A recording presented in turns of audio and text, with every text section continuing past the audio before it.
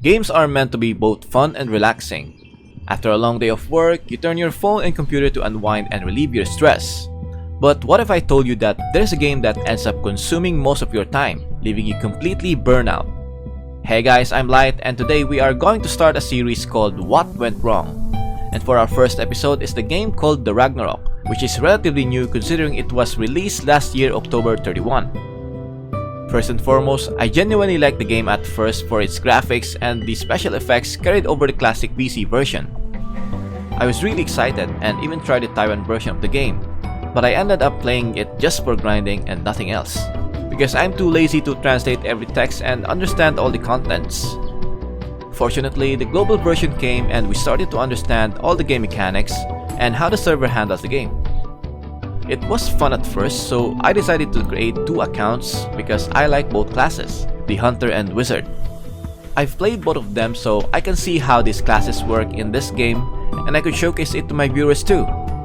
I'm also playing them both when there are timely events just like the Battlefield Brawl, Battle of Dawn, World Boss, and many more to gain even more rewards and not to be left behind with the current situation. Unfortunately, things started to take a turn and I began noticing some of the game's significant flaws.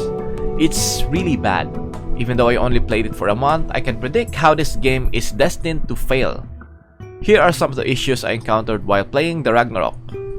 First, the developers don't know how to listen. There are already many content creators who address the font issue even in the CBT, but up until now it's been here, no changes or improvements. Some texts are very small and unreadable due to color choices. It's kind of frustrating sometimes when I try to read some descriptions. You need to go near your screen just to read it. One more thing is the responsive of the movements, skills, and the autopilot. Using the D-pad cursor as movement feels less responsive. Well, I can't blame it since the game copies the 8-directional movement of the classic PC. The AI is really bad at finding the targets. It sometimes locks to a farther enemy and leaves your character running for a longer time than attacking, which again leaves a slower grinding experience. There are a lot of bugs in this game and there are reports that many cheaters, hackers are still not banned from using third-party software to remove the cooldown of the skills, and so on. But I want to highlight the forgotten bug of the Crusader, which is the auto guard from Taiwan server to C server up to this day. This bug still exists and the developers are not fixing it, because they will just force you to play 200 speed instead for a greater Holy Cross damage, because shield type build was never an option. Speaking of options, there are no options or roles here in the Ragnarok because all classes here are DPS. No tank and enchanter, but good thing there is still a healer. But nope, priests here are also built more on DPS. Why is this happening? Simple, because there are no presets for your other builds.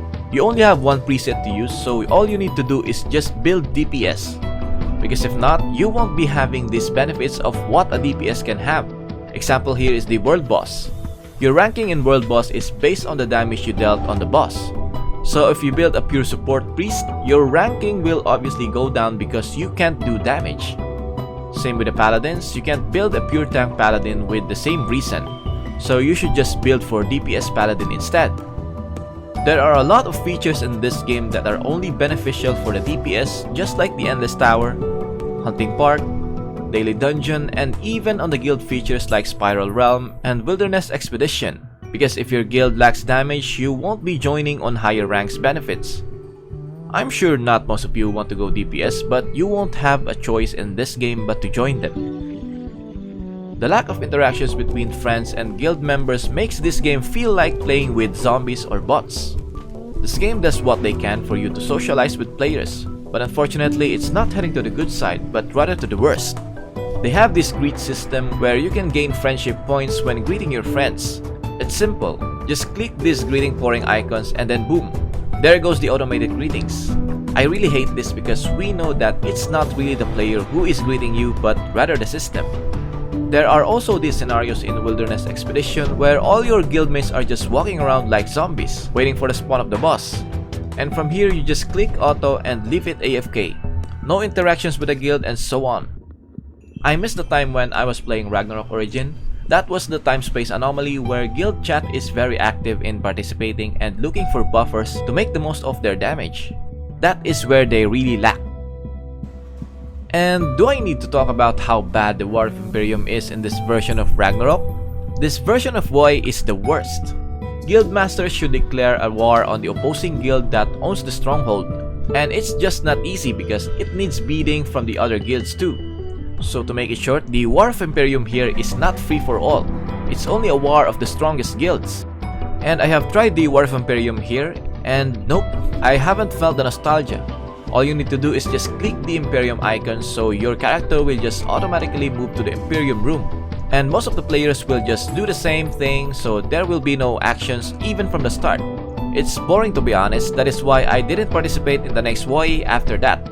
And that is also the reason why I got kicked. You see, the PvP combat here is very terrible.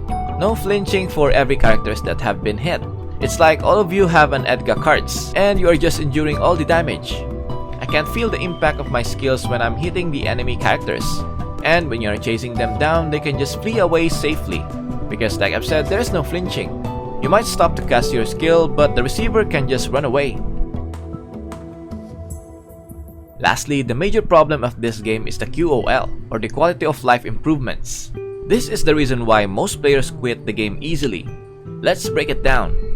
I'll start with the dailies. When you first look at the interface of the dailies, you should check the accumulated rewards. Here in the Ragnarok, they have a staggering 200 accumulated points, which unfortunately you need to do 90% of this to get the final rewards. And on top of that, most of these dailies are very time consuming. Just like this daily dungeon where you need to run 5 attempts to just maximize your rewards. The hunting park, champion trials, and many more. And the very worst part, I know it's redundant, but I can describe how really bad this is. It is when you miss 1 or 2 time-gated events, even just for one day, like the World Boss and Battlefield Brawl, you won't also get the maximum rewards for the weekly. That is insane. If you look at here, it is indicated 07. That means a whole week. So if you miss just even once, it will not be claimable. I just don't understand how the developers come up with such a ridiculous daily weekly feature.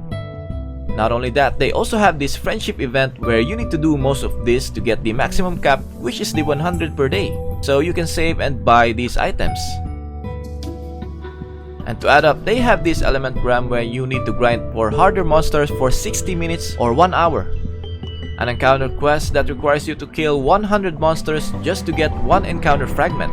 And you need 5 of these fragments just to get a chance of re-rolling for a random numbers of rubies, which is really needed if you are an F2P. And lastly is the AFK grinding.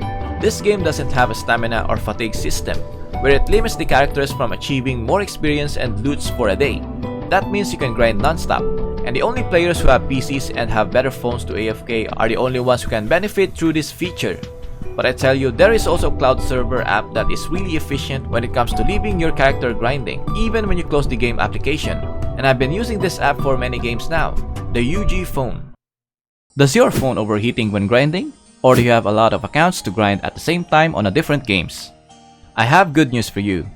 UG phone is an Android cloud phone that helps you AFK grind non-stop, even when you close the application. This will let you save battery for your phone, and your game will still run even when you have no internet access when you're outside. Also, UG phone can open multiple instances that is applicable to other games like Ragnarok X, Mir 4, Night Crows, Ragnarok 20 Heroes, and many more games that have an immense AFK grinding. Just use my code 4F8CAA, or you can just click the link on the description below to get 488 diamonds so you can try the UG phone for yourself. Download the UG phone now for Android, iOS, or even on the Windows PC. Thanks for listening, and let's get back to the video. The endless grinding of this game can be great for players who have the time to take full advantage of it. However, for casual players who only log in during their breaks, it feels discouraging because they fall too far behind to catch up. Ranking up your card requires a significant amount of farming for a specific card, meaning you have to leave your device running for hours just to have a chance of obtaining more copies of that card. Not only that, Zenny is very important here because all your progression here requires a massive amount of Zenny to upgrade. And the other ways to get Zenny here is to, you guessed it, right? Yes, also through non-stop farming, because you can get normal gears on the monsters and you can dismantle it to get some more Zennies. That's just how absurd this game is. It will consume most of your device's energy and sadly most of your time. When I was playing this game, I had to set up so many alarms just to keep up with the other non-spenders and not to miss some of these daily quests. It was really tiring and I had to call it quits. Games should not be like this. Games should be your stress reliever. And most of all, games should be fun. This game is not fun. It's just pure grinding, time-gated events, repetitive events that would make you feel like a slave of the game. Less interaction with players, trash War of Imperium, not impactful PvP, and so many more cons that leads this game to a deserving rating in Play Store. I would not be surprised if this game would merge so many servers in a span of months. Don't be surprised too if this game will be the fastest Ragnarok game that will end its service. In conclusion, there are so many games in the market right now, but some of these games tend to just milk some of the players to gain profit.